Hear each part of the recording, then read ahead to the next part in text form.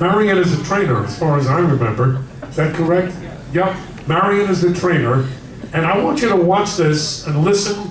There's some interesting stills, and I don't know if there's video about it, but it's about Davy's horses.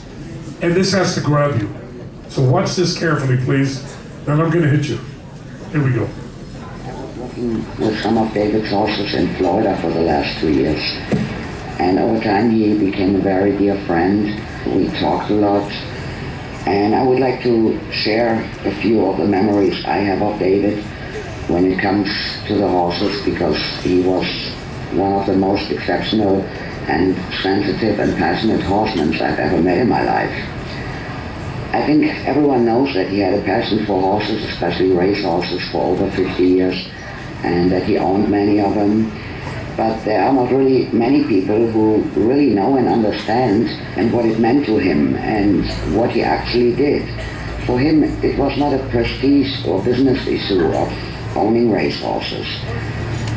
He kept his horses when they were retired from racing. He rescued horses when they were in bad shape and he found them.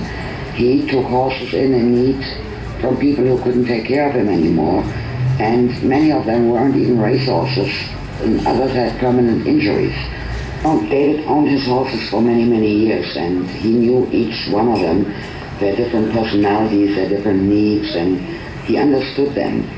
They were his pets. They were not just horses. And no matter how old they got, he would have never given them away or sold them. And he used to say, those are his horses, and they are his horses till the rest of their lives. And you can believe me, the horses, they knew David too. Each time he came around, they reacted really much with nickering and rubbing noses and watching him and listening to his voice. And each and every single one meant a lot to David. Most of the years the horses were spread out between his homes in Florida and Pennsylvania, and he switched them around at times. And he used to drive his truck with a horse trailer between his two homes.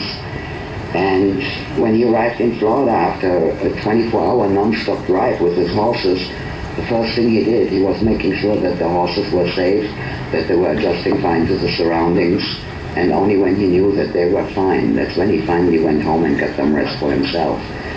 And the last one of those trips he made last year around Christmas time. There are so many things I would like to share about David and his horses, and I don't even know how to put it in a little video clip together for people to really understand, because it's such a complex issue. But when David came to the ranch, he never walked around like a horse owner who had other people working for his horses. He came and groomed them, and he rode them, he talked to them, he looked at each one very close and made sure that they are feeling all right. And he took them out and walked around with them on the property, let them graze, and he chatted with them like with a friend. It was beautiful to watch. And many times when he was on tour performing and he couldn't come to the ranch for several weeks, I was always very excited to show him what I did in the meantime while he was gone and how the horses were progressing and everything. And he came and noticed it and was happy.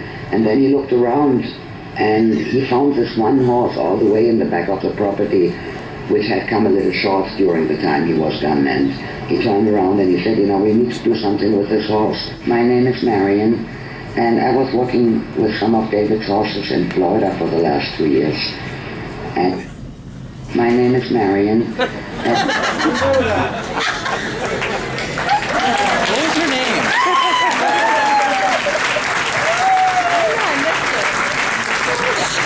There's some of the horses. Indian Town Jones. Where's Talia? Are you in the house? Well, from what I understand, I asked where the other two horses were. They are in California. So these